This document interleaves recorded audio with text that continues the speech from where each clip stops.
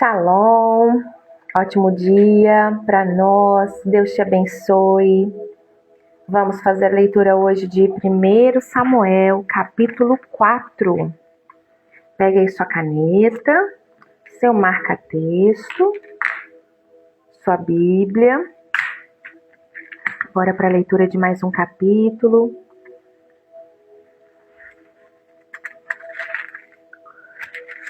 Vamos orar para a gente poder dar início. Que o Senhor desde já abençoe o seu dia, essa terça-feira que começa. Seja mesmo um dia de paz, em nome de Jesus. Pai, obrigada, porque o Senhor está conosco em todo tempo, tem nos protegido, nos guardado. Obrigada, porque maior é o Senhor em nós do que qualquer coisa no mundo. Teu poder é maior. Tu és soberano, grande, poderoso, excelso e maravilhoso. Como é bom saber que estamos protegidos, que os teus anjos estão acampados ao nosso redor. Obrigada pela tua proteção e cuidado. Obrigada porque o Senhor tem toda a autoridade. Fez todas as coisas. Aleluia. E louvado seja o teu nome. Te exaltamos, te adoramos e declaramos que és Deus e Rei. Único e suficiente Senhor e Salvador das nossas vidas. Te aceitamos hoje e todos os dias como nosso Senhor e Salvador. Tu és o meu Deus suficiente. Tu me bastas. Obrigada, Pai. Obrigada pelo teu amor e cuidado.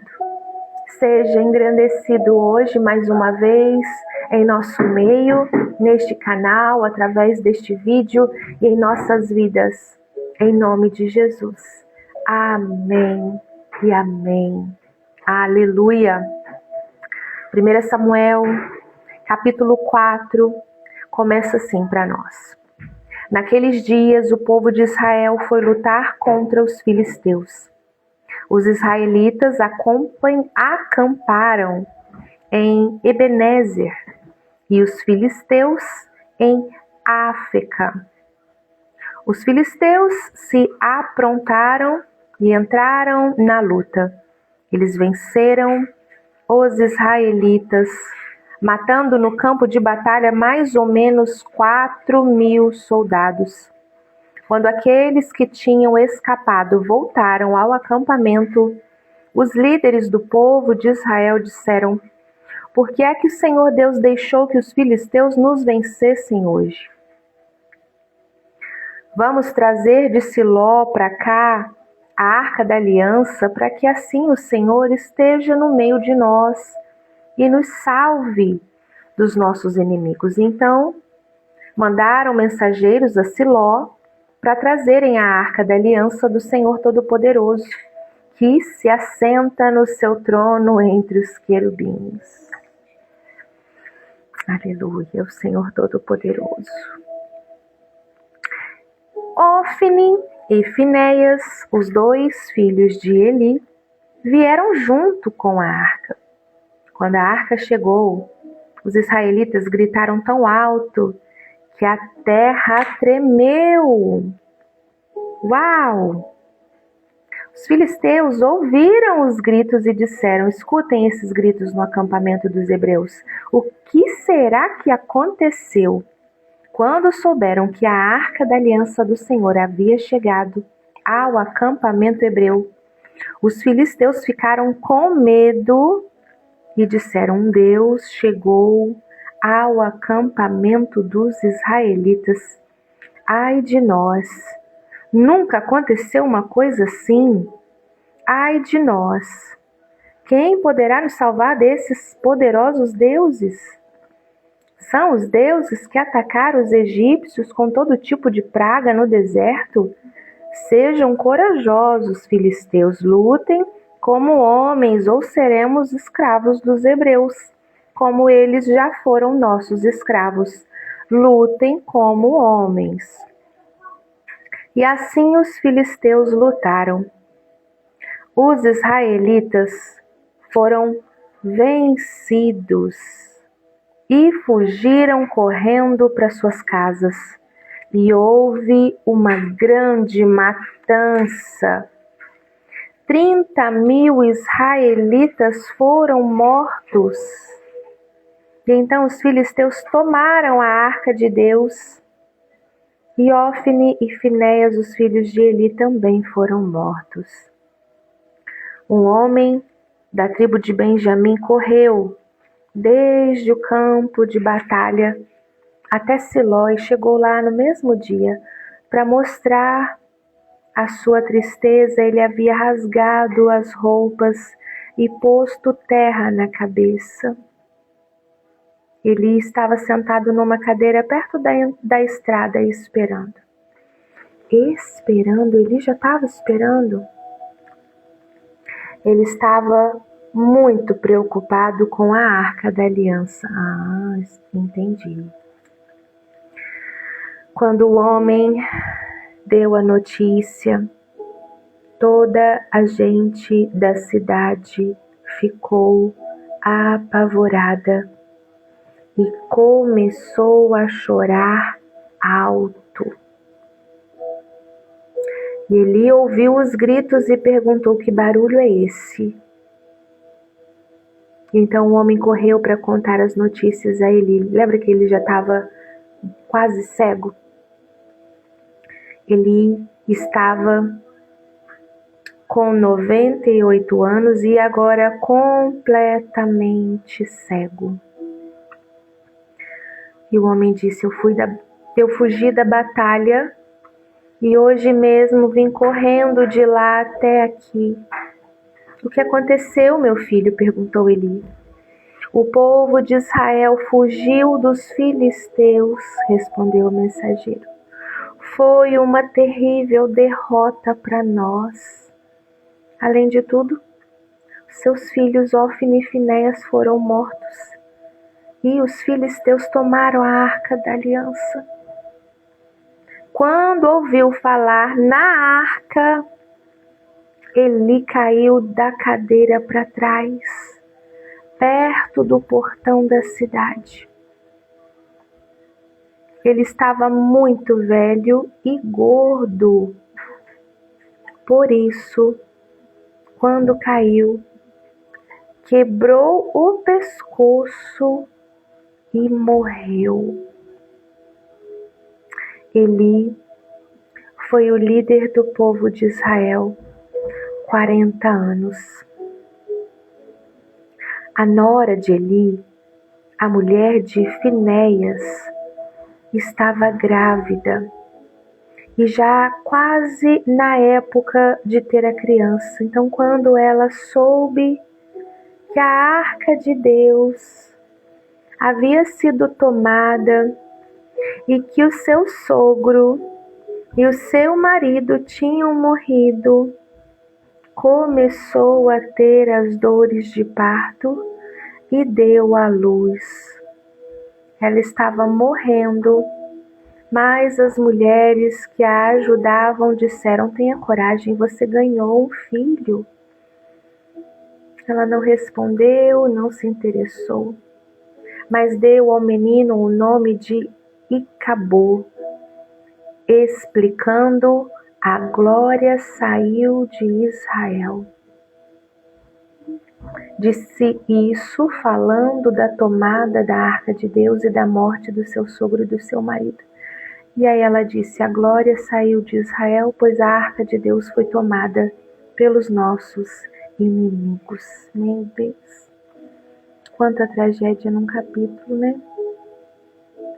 Meu Deus. Senhor, obrigada pela leitura, por termos conhecimento desses fatos. Como eu digo, nada é por acaso, tudo tem uma intenção. O Senhor deixou registrado para que tivéssemos conhecimento e aprendêssemos. Eis-nos aqui para isso. Fale conosco hoje e sempre. E que tudo que temos lido não se perca com o tempo, Guarde em nossa mente cada passagem, cada ensinamento, Senhor, porque não estamos aqui para ler apenas por ler, não é esse o nosso desejo. Queremos absorver e aprender. Então, Espírito Santo, através de Ti, isso é possível. Que a nossa mente seja a Bíblia armazenada, que em nosso coração estejam gravados as palavras de Deus, os ensinamentos, em nome de Jesus. Amém. Amém. E aí aqui, desculpa, esbarrei no microfone. Na compreensão de texto diz assim para nós, esse capítulo é de tirar o fôlego. É o dia em que o castigo anunciado chega com força total. Israel comete o erro clássico de tratar a presença de Deus como um amuleto da sorte. E o resultado é uma tragédia nacional de proporção épica. Ai, ai.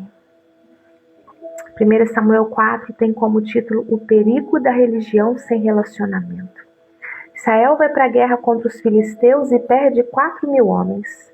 Em vez de pararem para examinar o coração, se humilharem, buscar a direção de Deus, eles pensam, vamos trazer a arca do acampamento para o meio de nós, para que nos livre da mão dos nossos inimigos. O povo tratou a arca, que era o símbolo da presença de Deus, como um objeto mágico, como um talismã, como um amuleto que os obrigaria a vencer, independentemente de como eles estavam vivendo. Meu Deus. Muitas das vezes a gente vê pessoas que tentam usar rituais, frases de efeito ou atalhos espirituais para resolver crises, enquanto mantém ali o coração desalinhado aos princípios que professam. A religiosidade substituiu assim a essência. Meu Deus, misericórdia. Entendemos que a força não está no símbolo, mas em si, na substância. Os filisteus ficaram apavorados quando souberam que a arca chegou. Deuses vieram ao acampamento, mas a reação deles foi lutar com ainda mais coragem. Esforce, sede homens filisteus. E o resultado? Os filisteus derrotaram Israel, matando 30.000 soldados e os filhos corruptos de Eli. E então a arca foi capturada. Meu Deus. Olha esse erro gravíssimo de Israel. Perderam a primeira batalha e pensaram, já sei, vamos buscar a arca da aliança para nos salvar. Eles queriam o poder de Deus sem ter obediência a Deus. Meu Pai.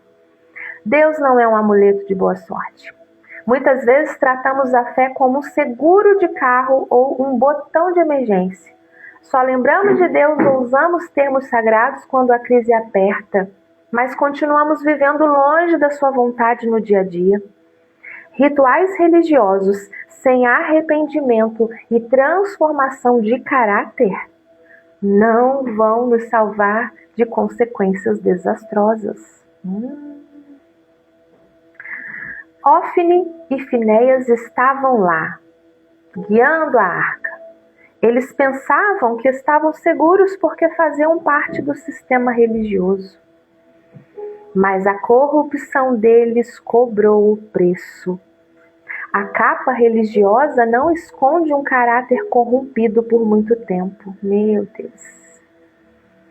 Terceiro ponto, quando a notícia chega a Eli, que já estava com 98 anos e cego, ele cai da cadeira para trás, quebra o pescoço e morre. Mas o golpe mais duro foi dado pela nora dele, esposa de Finéias, que estava prestes a dar à luz. Ao saber que a arca foi levada, que o marido e o sogro morreram, ela entra em trabalho de parto prematuro e nomeia o filho de Icabod, I-C-A-B-O-D, que significa foi-se a glória, e cabo, na minha Bíblia tem um acento circunflexo no O. Agora na outra aqui não tem acento, pode ser e cabo, né? E acabou, tá bem, fazendo bem sentido mesmo, né? Porque foi-se a glória de Deus, acabou mesmo. Foi-se a glória de Israel, pois a arca de Deus foi tomada. O pior que pode acontecer a uma pessoa, a uma família ou a uma nação não é perder a guerra ou o dinheiro. É muito pior. É perder a presença de Deus. E um resumo para nós. Existe alguma área, um protocolo, né, da essência sobre o rito.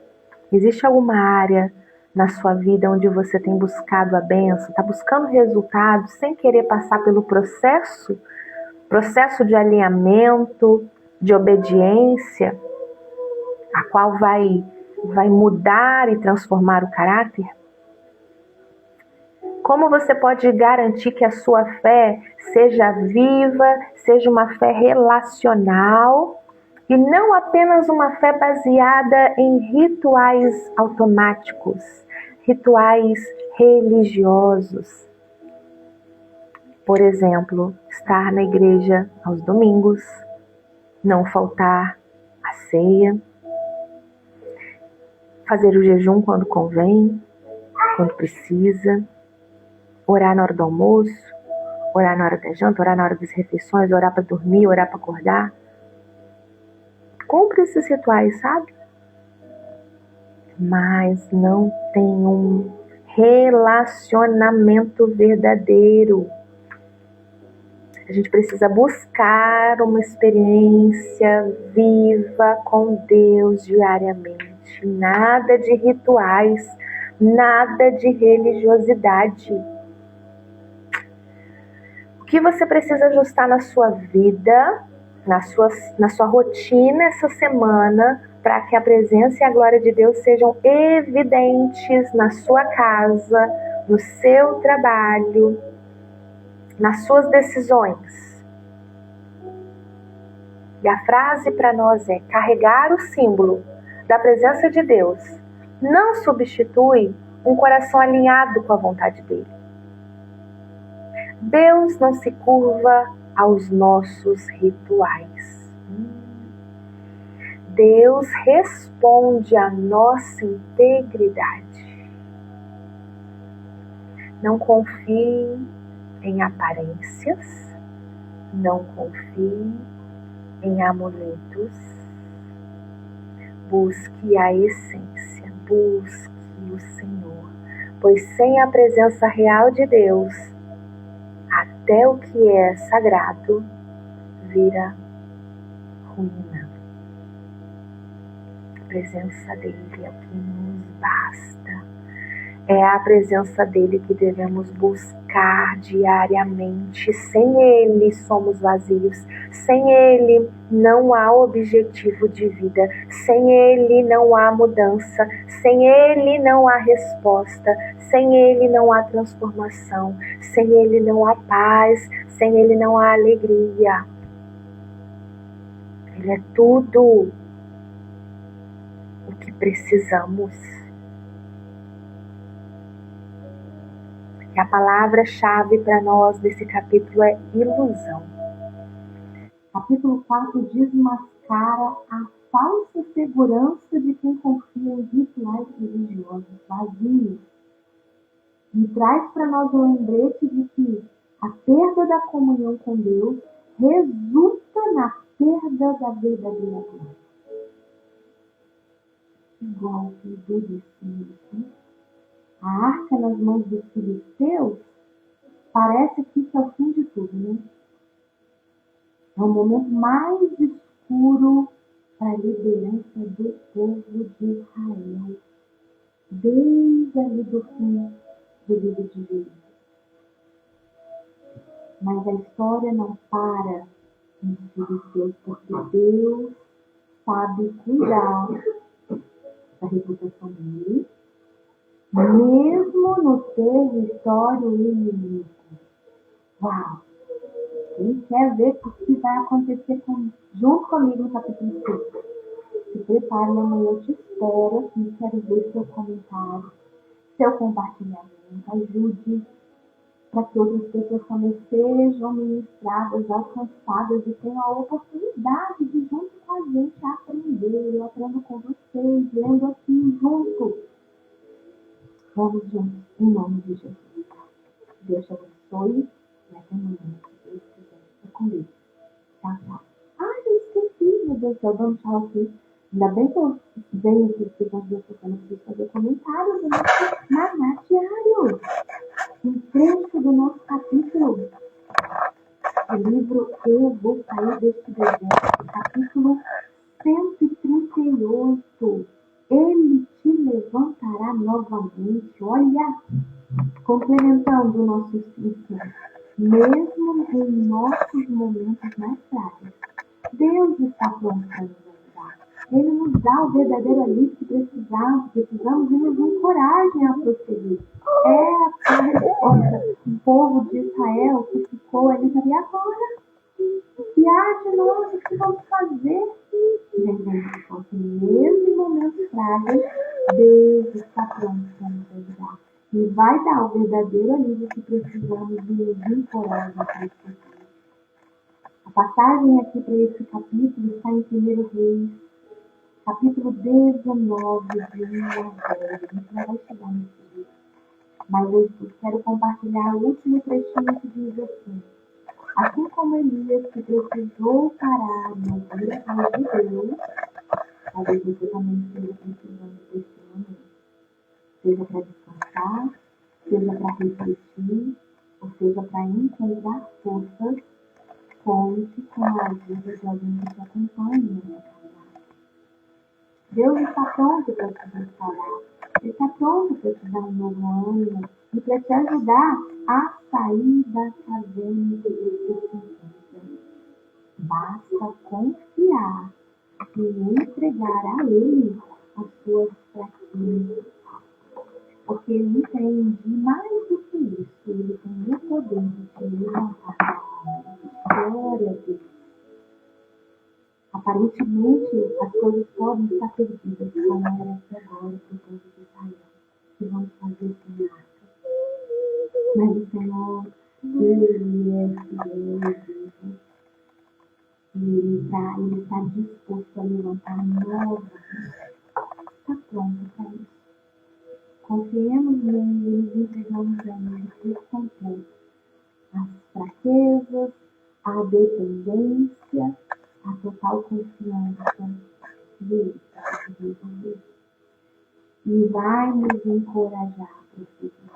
Amém? Glória a Deus por esse conteúdo perfeito para o estudo de hoje, né? Que bênção, glória a Deus. Obrigada por isso. Que o Senhor abençoe o seu dia, a sua vida. Em nome de Jesus. Se faz sentido para você estar comigo diariamente, que o Senhor possa de fato se revelar a você. Se faz sentido para você estar nessa jornada de leitura, convide outras pessoas para viver isso também. Que tem sido algo que tem transformado o seu viver. Convide outros para viver isso também. Vivemos juntos, trazendo pessoas para nos acompanhar nessa leitura. Amém? Deus te abençoe, fica com Deus, até amanhã. Se Deus quiser. Tchauzinho.